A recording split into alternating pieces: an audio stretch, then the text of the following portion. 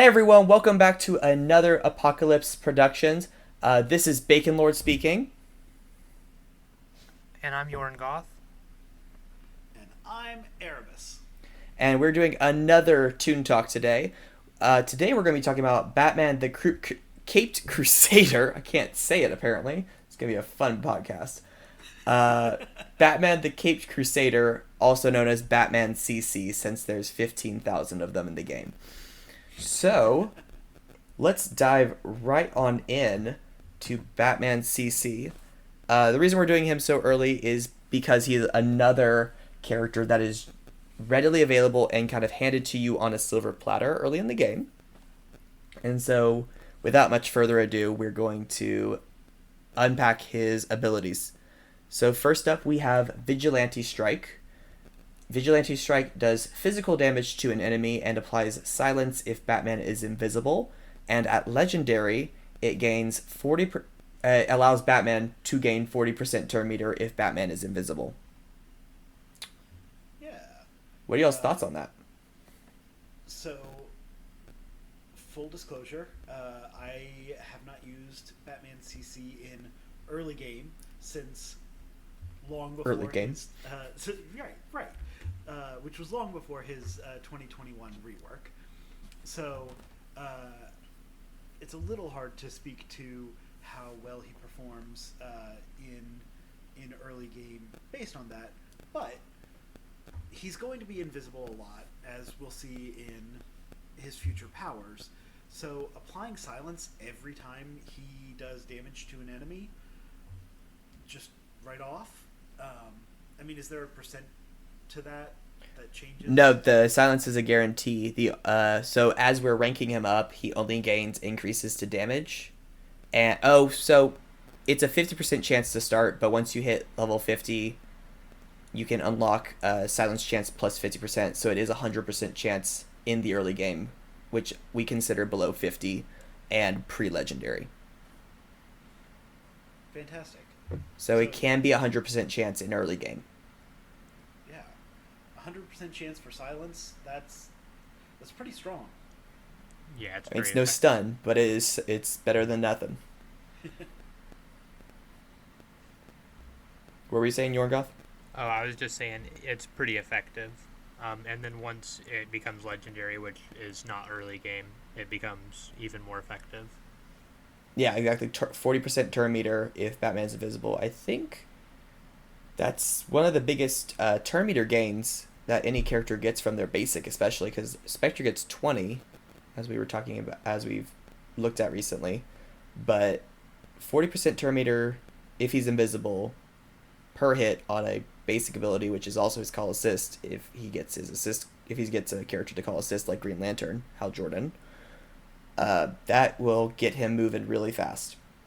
Unfortunately, that's a mid game thing. So Yeah, but he should be invisible almost all the time. His he gains it from multiple sources, so he'll just take turn after turn after turn. Um, there, after this rework got released, there were copious videos all throughout the DC Legends Reddit of people just running CC because he could hit so fast that enemies did not get a turn. mm-hmm. Well, and I must say, so I did get to play with, because I started my alternate account semi recently. I rebooted my alternate account. I guess it's an old account, but still.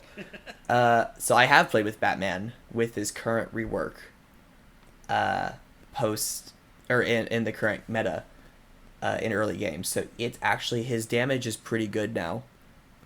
It was kind of starting to drag a little bit once we introduced a lot of these newer characters that are higher stamina, higher HP, higher agility. Like all these really high defense characters kind of started popping in and out, and so his damage stepped it up a little bit. I will say, his health is not great, so he is kind of just a sitting duck if he doesn't have that invisibility. But he does some pretty good damage back, especially when invisible.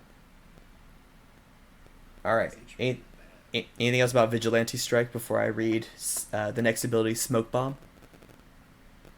I don't believe so.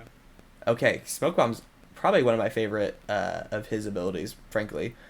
He gains invisibility, which is a 2-turn invisibility, and removes True Sight from all enemies.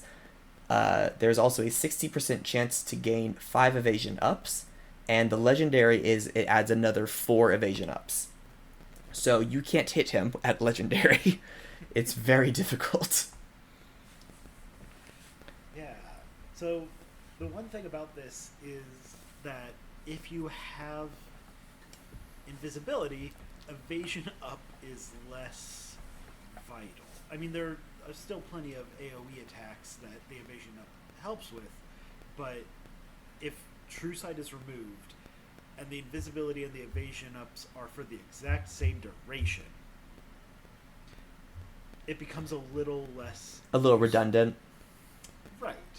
Yeah, especially with no True Sight as an option on the field. Exactly. And again, especially early game, there's not a lot of True Sight options. There's actually, I think there's no True Sight options currently. Right. So, if you can't see him to hit him, then the point of missing him is kind of moot. Yeah. I do think this ability, it's useful for keeping him invisible for all of his other abilities, obviously. Yes. But it's more of a mid-game ability when it gets ranked up. Also, just since we were talking about it earlier, it's actually only 4 evasion ups before mid-game, and it's a 50% chance at mid-game still, just so we're aware that those numbers are end-game, because we're looking at DCL Toolkit, which is an excellent resource. Yes.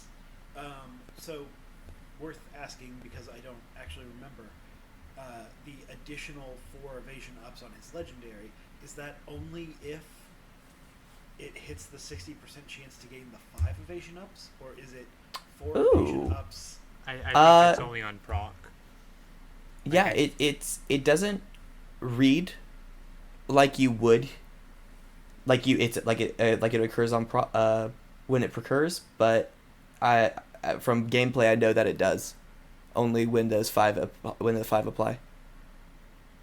Because I used him that siege, he was the 10 times multiplier, and Right. that was the same situation there. Yeah. He's the only Toon that has been a 10 times raid multiplier.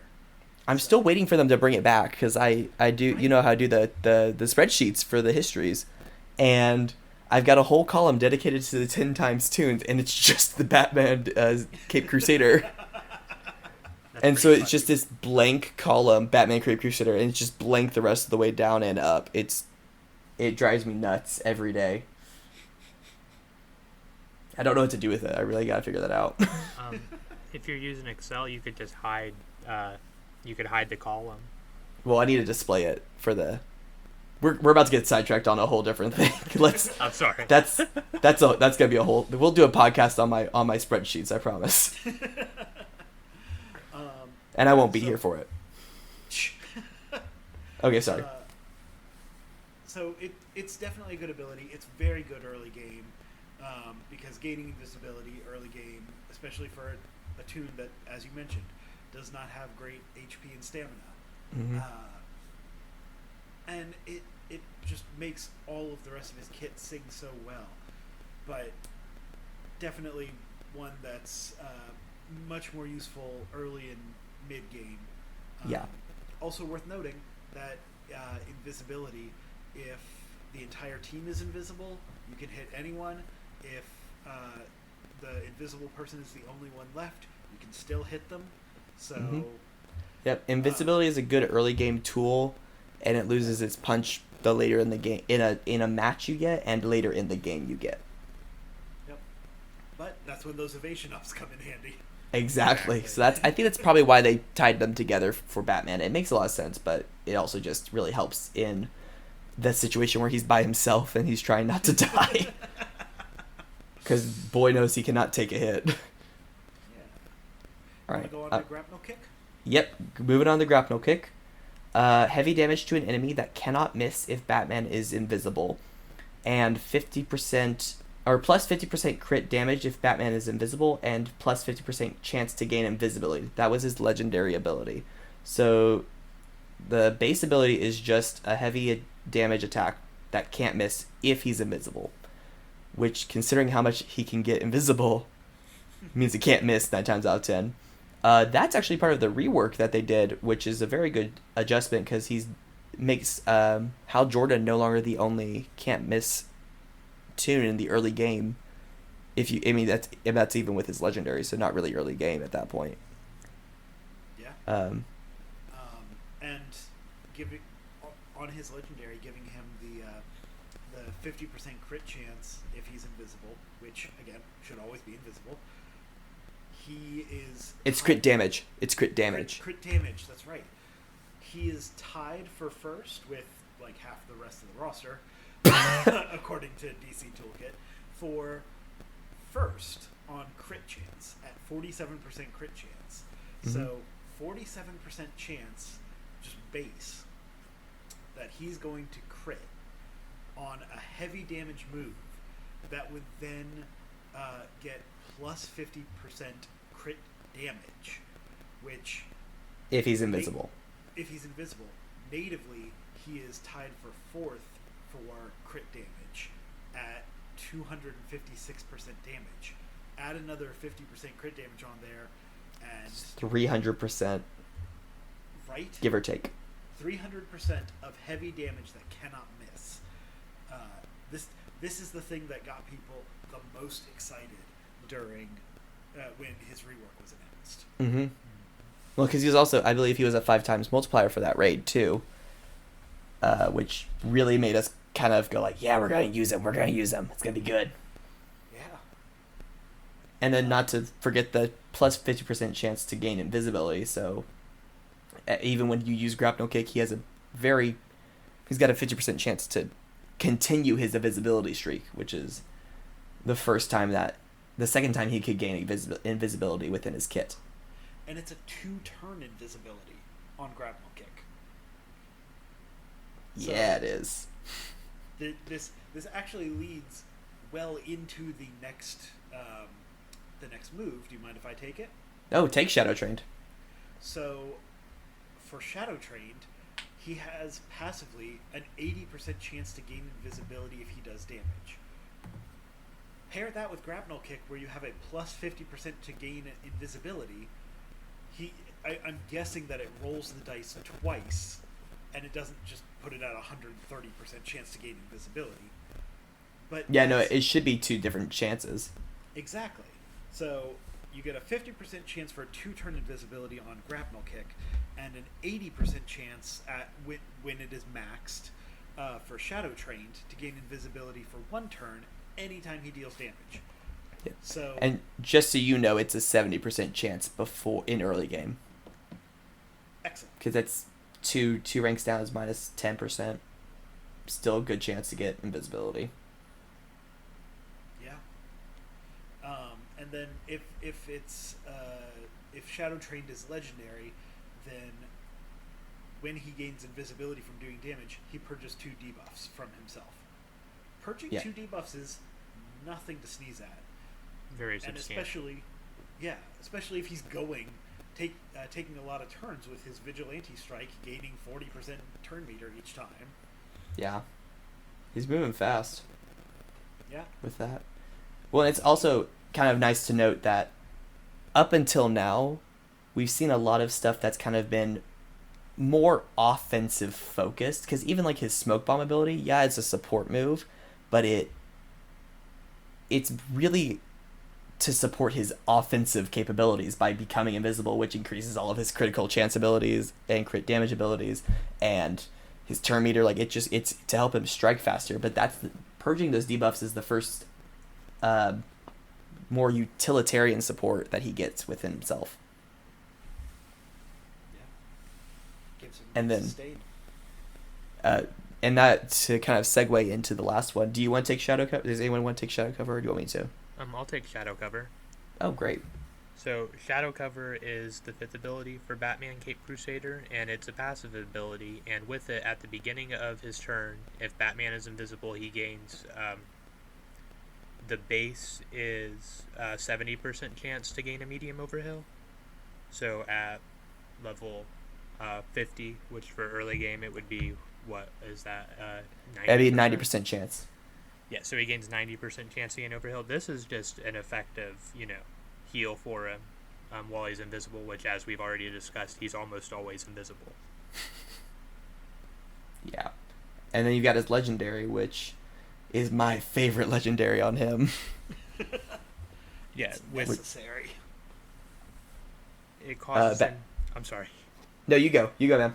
Okay, I'm sorry. It causes him to start combat with invisibility, which means you can immediately jump in to do his grapnel kick and just smack people to death, just smacking them real quick. Yeah, just super huge damage, pretty much insta-death for most enemies, unless they have death immunity.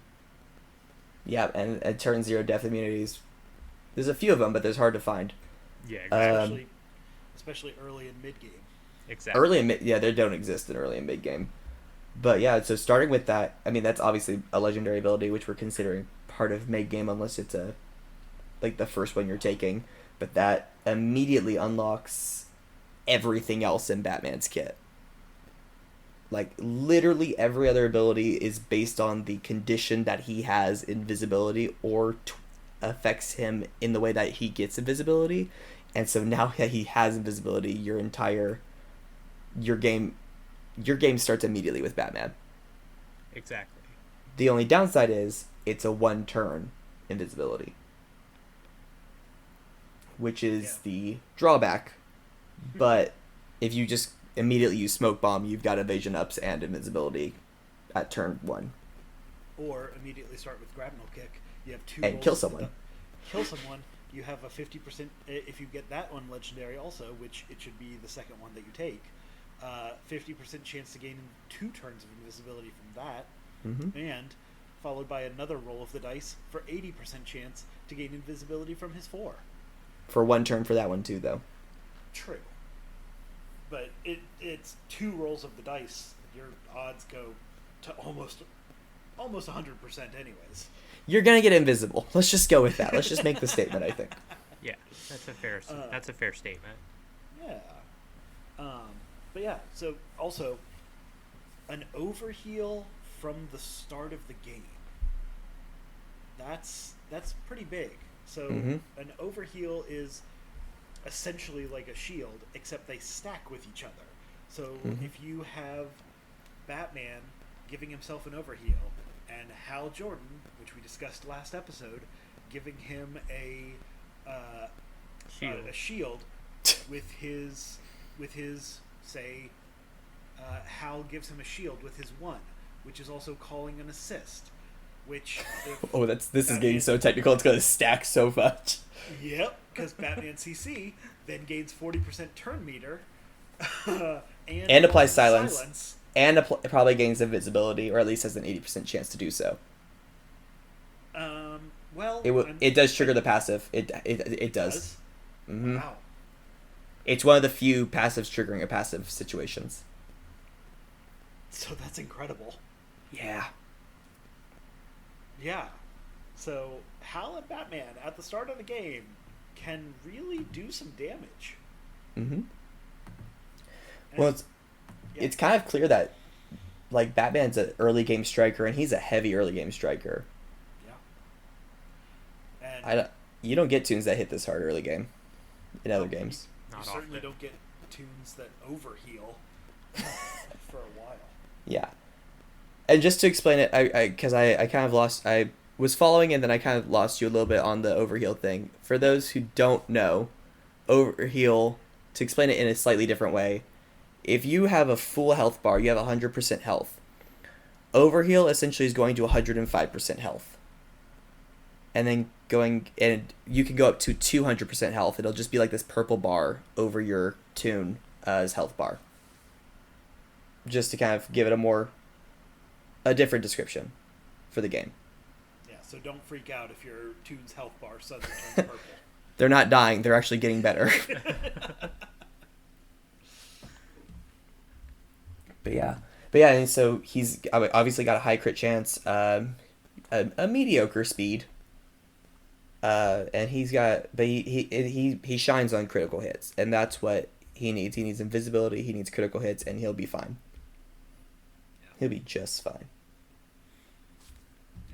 Yep. I'm right there with you.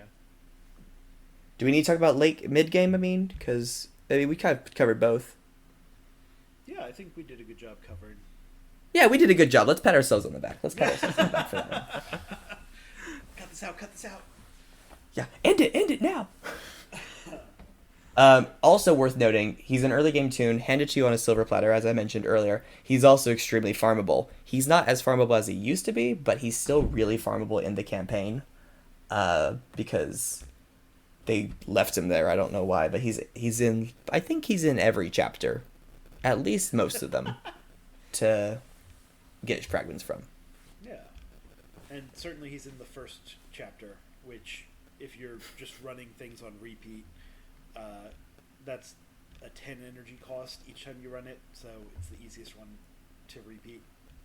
Yeah, I do it every day for the heroic campaign alliance mission. Yep, me too. Same. That's why I have so many fragments, and he's at rebirth 3 for me.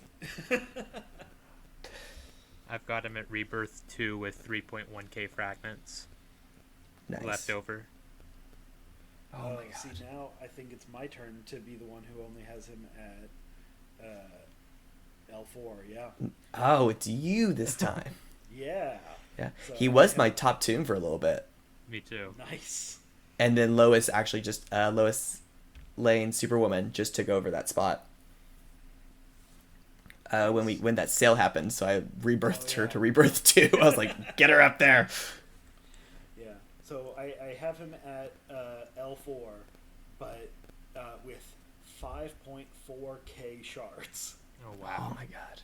So You could rebirth him really well. I could. And actually, based on this discussion that we've had today, I might take him up higher than he is, because I did not realize that he got the 50% crit damage and 2-turn invisibility. So Mm-hmm. Hey, these podcasts work wonders. We're influencing people even as we speak. Oh yeah. Exactly. Yeah. All right. Well, I think that's a good place to call it quits. Yeah. Do you want to do the shameless plug once more? Sure. So if you want to get in contact with us, you can visit us over on Twitter at ApocalypsePod, or you can find us on our website at apocalypsepod.com, and apocalypse spelled like Fourth World. You found this podcast, you can find us online. I believe in you. We all do. Yes. So thank you for listening, and we will talk to you again soon.